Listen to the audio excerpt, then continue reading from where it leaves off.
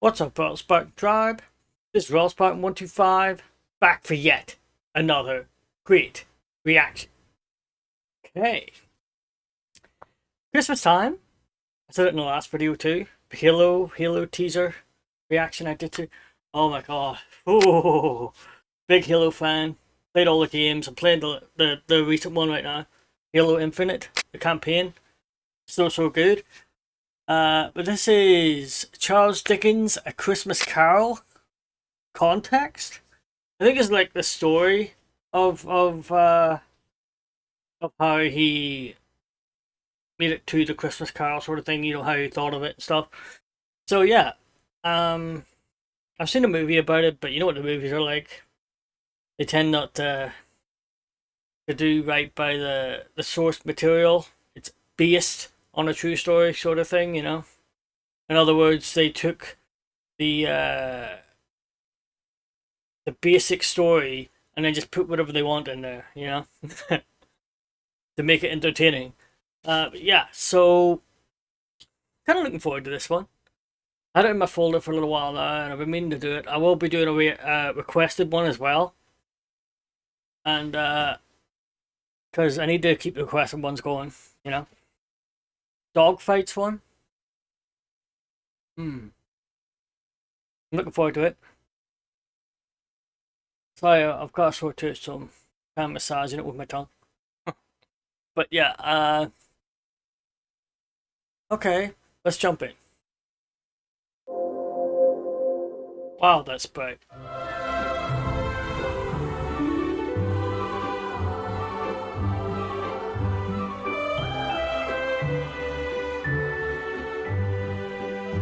In 1843, Charles Dickens was 31 years old and in serious financial trouble. He had spent a great deal of money during his recent tour of America, and now, back in England, his wife Kate was pregnant with their fifth child. Ooh. Though Dickens had already written successful books like Oliver Twist and The Old Curiosity Shop, the sales of his latest novel, Martin Chuzzlewit, were declining rapidly. His publishers had decreased his monthly pay, and he was forced to borrow money against his insurance policies. Dickens needed to write something that would sell, and he was to find his inspiration in an unlikely source.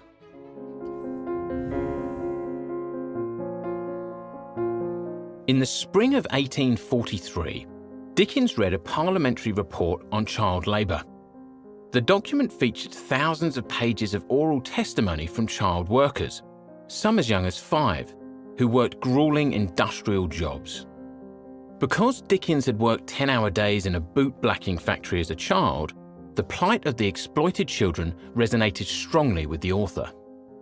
Child labour had been one of the many negative results of the Industrial Revolution, which had transformed England and much of Europe and the United States during the 19th century.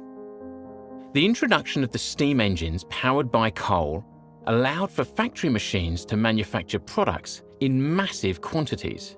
A class of industrialists, merchants and ship owners accumulated most of the wealth, while the working classes toiled long hours for little pay, working in small spaces with hot and dangerous machinery. Yeah. As more and more people moved to the cities for work, urban areas grew populated and overcrowded. Wages were low and many families were forced to send their children to work in the factories and mines. And let's not forget the wonderful workhouses for the families who were too poor to live outside, you know what I mean? They didn't have the means to live on their own.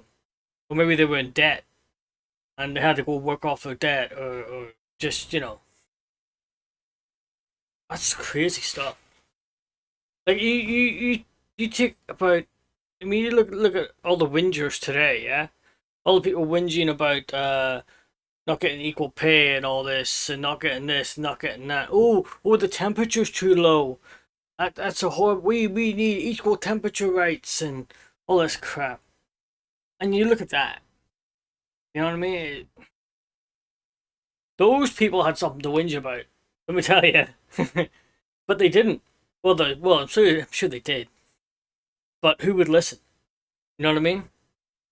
Who cares? Sort of thing. the rich get rich and the poor stay poor and all that. And sorry about my glasses. I know the screen's reflecting off them. I can't really help that. But yeah, it's crazy, crazy stuff. Many families were forced to send their children to work in the factories and mines. In 1834, a poor law was introduced.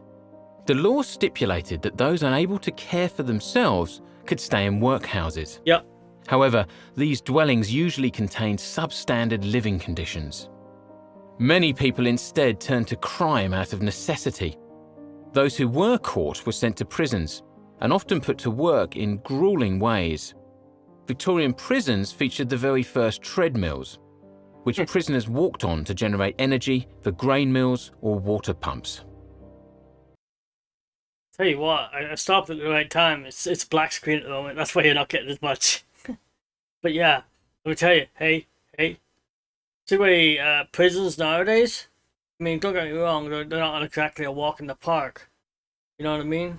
But compared to prisons then, they knew how to make prisons back then. Let me tell you. Yeah, I'm sure there are some offenders out there that could do with a bit of a wake up call like that. Yeah, I'm not saying that we should bring it back. I'm just saying that things have gotten very relaxed for prisoners as well. You know. Yeah, there it is. At this festive season of the year, Mr. Scrooge, said the gentleman, taking up a pen, it is more than usually desirable that we should make some slight provision for the poor and destitute, who suffer greatly at the present time. Are there no prisons? Asked Scrooge. Plenty of prisons, said the gentleman, laying down his pen again. The treadmill and the poor law are in full vigour, then, said Scrooge.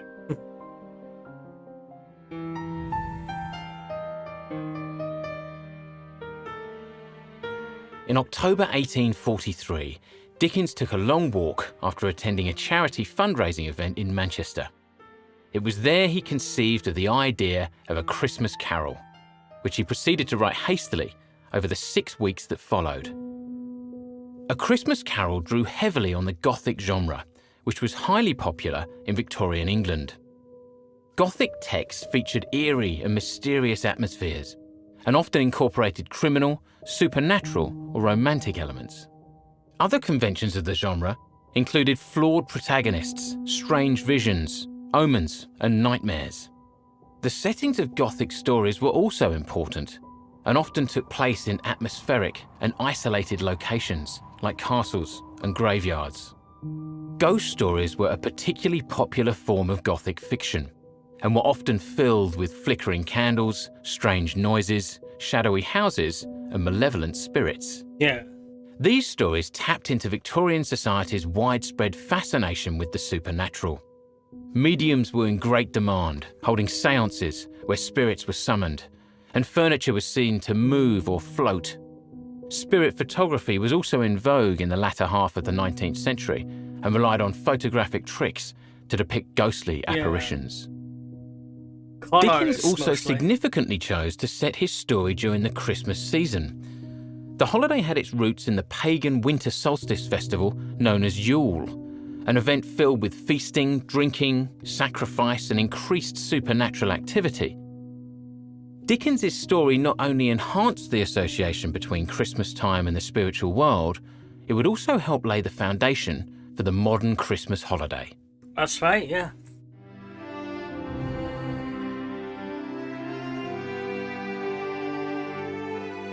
From the Middle Ages, Christmas grew to be celebrated on the 25th of December and associated with the birth of Christ. Festivals and church services were held annually in its honour. Yet by the 19th century... Of course, it's pretty much common knowledge, I think, these days that that wasn't actually supposed to be Christ's birth time. The Christian church pretty much did that to bring a lot of religions, like a lot of pagan religions, into their, by adopting their holidays and making them their own, you know what I mean? So I think Jesus was supposed to be born in like maybe springtime, I think it was. like between March and May sort of thing, something like that in a way. But they made it for the Yule time, you know, winter solstice sort of time. So to bring pagans in, you know, to their religion and make it easier for them to come in. So yeah, not actually associated with birth of Christ. Imagine that. Festivals and church services were held annually in its honour. Yet by the 19th century, many of the holiday's traditions, like Christmas carols, had declined in popularity. For much of the population of England, Christmas was little more than a 2-day reprieve from grueling industrial life. The Christmas holiday began to undergo a gradual transformation following Queen Victoria's ascension to the throne in 1837. Her husband, Prince Albert, brought over the tradition of the Christmas tree from his native Germany in 1840. When an engraving was published in 1848 featuring the Queen, the Prince, and their children decorating their tree, the Christmas tree became immediately fashionable. 3 years later, Sir Henry Cole began selling the first Christmas cards in his art shop in London for 1 shilling each. Then, in 1847, a confectioner invented the first Christmas crackers. However, it was arguably the publication of A Christmas Carol on the 19th of December 1843 that had the greatest impact on the public's perception of Christmas time. The book was an immediate success, and its first print run sold all 6,000 copies in less than a week. More than 15,000 had been sold by the year's end. The book touched its readers and helped imbue Christmas with the values of charity, family, generosity, and gratitude. Christmas carols saw a resurgence in popularity following their appearance in the book.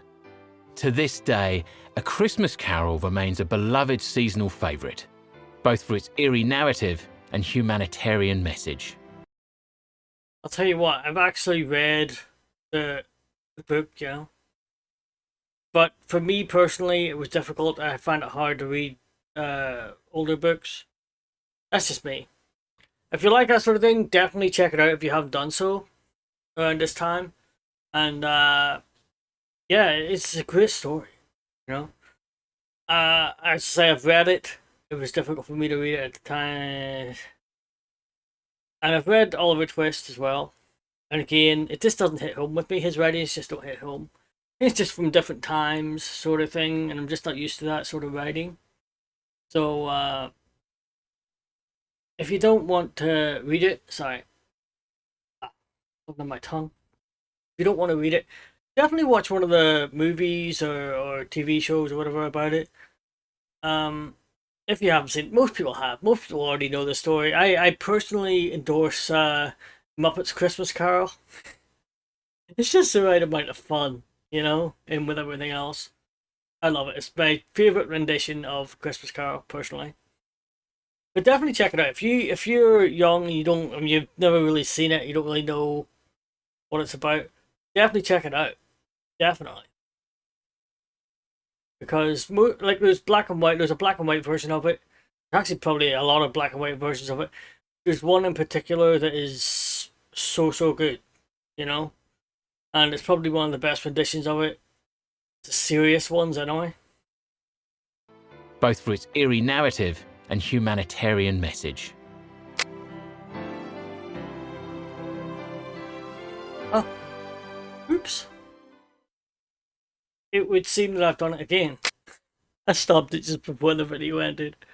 So sorry about that. But yeah, that's the end of the video. I enjoyed it. It was very informative, you know. And I definitely, as I say, recommend A Muppets Christmas Carol. It's a lot of fun to watch it. Michael Caine does a really great job as Scrooge.